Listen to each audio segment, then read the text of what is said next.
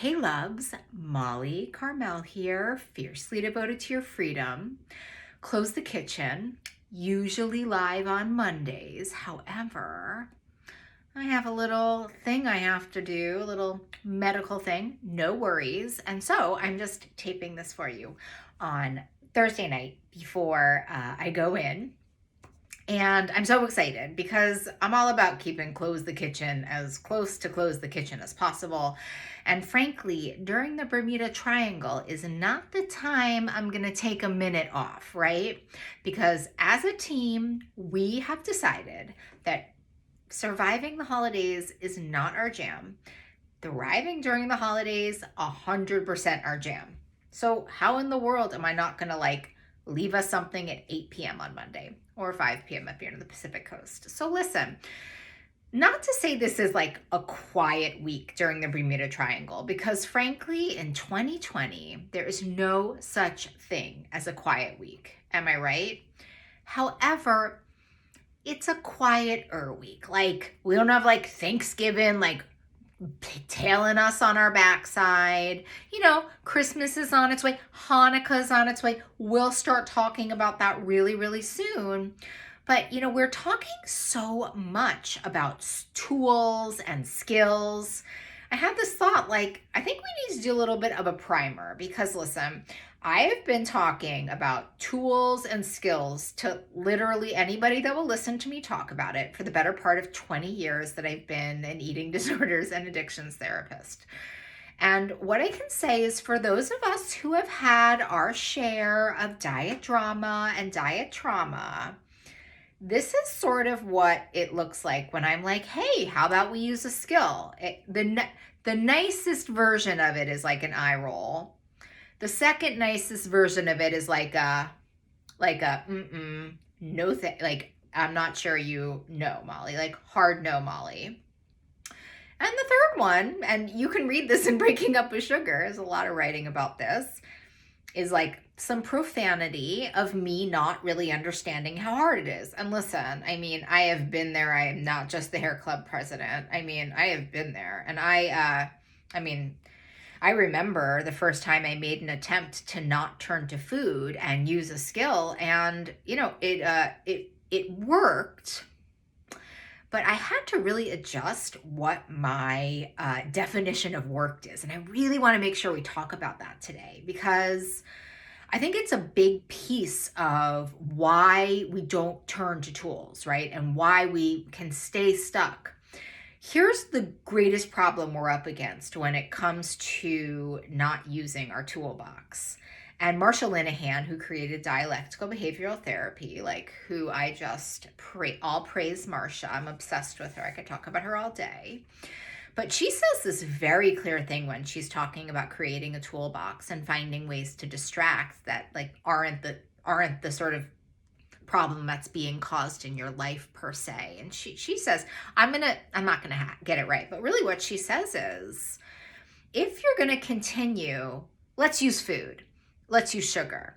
If you're gonna continue to eat sugar to relieve stress, to when life gets lifey, when you're having an emotion and you're scared of an emotion, when you're really, really angry, when you're in a fight with your partner, E-I-E-I-O. She says very clearly, and she's a researcher and a scientist and a therapist, she says very clearly, change cannot happen. I'll say it again. Change cannot happen. Friends, we are here to change. We ain't got no time for anything else. Thriving, not surviving. So the main reason why creating a toolbox and learning how to use it is of the utmost importance is simply because you can't get the thing you want unless you do it. And what we say in Breaking Up with Sugar over and over and over again is sugar is not a skill. It is a skill because when you use it, you get numb, you don't have the feeling, you do feel a lot better, but the problem is it comes at a cost. And the cost is this long-term relationship that you're creating with food. There's got to be a better way. So remember this one thing about skills and the tools that you're using in your toolbox. Life is full. Anger and rage and resentment is really usually rooted in an expectation that's not being met. And when it comes to skills, oh my goodness, it's like we think skills are like superheroes, that they're gonna like come and like save the day and take us away and make us feel all better the way that sugar does. And that's actually where we go wrong. The expectation of our skill, the only thing we can expect of using a skill, and I'm going to talk more about like the specific skills next week, but I really want to get this particular point across because I need our toolboxes getting right and shiny like ASAP. The only expectation you can have of a skill is that it doesn't make things worse. I'll say it again, that it doesn't make things worse. So if you're like enraged at your children while you're like making cookies, and you turn to a skill like singing a song or calling a friend, and you're still like angry after it, but you haven't eaten the cookies, the skill has been successful. Can you tell me that your expectations have probably been like a little off? I mean, mine were, I can tell you that. Because I was like, well, why am I not numb and just like totally want to pass out? Like I feel like when I have sugar, and it's like, oh, these are skills that don't harm me. Fascinating. Am I right? So listen, I want to tell you two things. I'm going to repeat that again. But the two main skills, well, I'm going to tell you three because I love a good bonus. But the two main things I want you to know are this. Number one, you got to practice skills, which means like, I say this to people all the time. They're like, well, like when I wanted to binge, I should have called you or I should have called a friend. And I was like, let's be honest. Like, you're not calling a friend right before you binge. Like, I believe in you. Like, I'm fierce. Like, I believe in you with my heart and my soul and my head and my eyeballs, but the truth is, it's like your whole body is activated. Like you're in it. Like I could be standing in your kitchen and you'd be like, Molly, move out of the way. Unless you practice skills and you know that you like them and you've practiced them and they're integrated and they're in that well-worn, this new snow groove that we're making, it's very unlikely that you're going to try a skill unless you've practiced. You know what I mean? Like, I didn't know, like, I loved making mala beads, and I didn't know that I, like, loved Spotify lists, and I loved Kesha's song, This Is Me, from The Greatest Showman, which is just, like, one of my main go-to skills. That skill changes my state. It makes me into a new person. It's just a good thing to remember. So I really need you to be like practicing skills, get to know them. We'll talk about this over and over and over again. I mean, it's not even like we need to talk about this so much. Like I don't even need to have new content about it. This needs to be integrated into your spirit. The second thing, and I'm going to say it again, I know I already said it, but this skill thing needs repetition, because the problem is that, especially if you've been on a lot of conventional diets and nutritionists, like I'm not the first girl to tell you that, like, you need to journal instead of binge. And oh my gosh, I mean, some of the comments on Amazon are like really angry at me just for making this suggestion. But the problem is often like leveling our expectations, like knowing what you need from a skill. Like we have to, like, if we're breaking up with sugar and if we're finding healthy coping skills, like we have to be understanding that they're not going to be as immediate and as numbing as the skills that we've used before. But, and I hate that word, I like to say and they're not going to harm us in the same way. These are lasting skills that they don't have a tail of demoralization and shame that comes with when we binge. And we are trying to change our lives here. Am I right, my loves? So here's your bonus skill for today. Listen, in breaking up with sugar, this is your first vow. But listen, the thing about skills in your toolbox is, and this is very true, they are evidence-based. There are studies upon studies upon studies that show that these things work.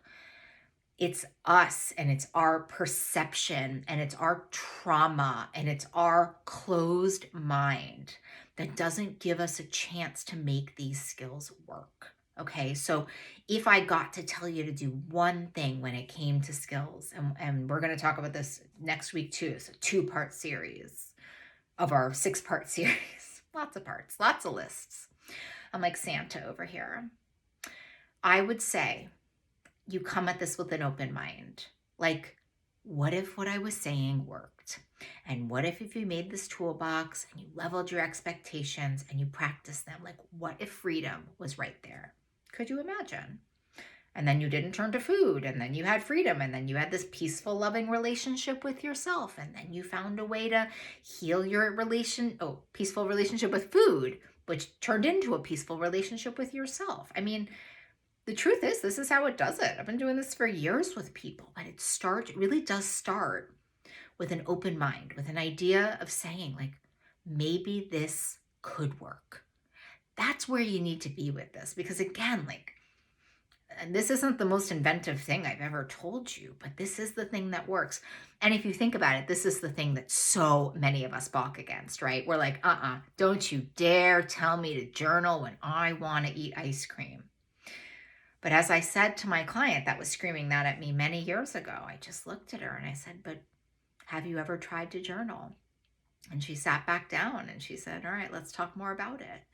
Like, contempt prior to investigation, right? Like, we have to try it, and we have to try it with an open heart. And sometimes we need to try it more than once in order for these skills to really get ingrained. I mean, this turning to sugar and this binging, it's a well-worn snow group. It's the thing you know the best. But we're looking to thrive, not just during the holiday season, but like in life. And that's going to take change. I believe in you wholly. I believe in you completely and wholly. I want you to be thinking about these 3 points when you're thinking about this toolbox. And then we're going to start to fill it next week. I'm so excited. So listen. What is the skill that you're going to practice this week? Leave me a comment, leave me a like, leave me a thought. I love reading all of this. I love being a part of your life. I am just so psyched to get to be your bestie, to get to be your coach, just to get to be on this path with you. So listen, sending you all the love. And if nobody's told you that they love you today, listen, my friend, I do. Sending you all of it always. Closing the kitchen tonight from afar. Mwah. Bye.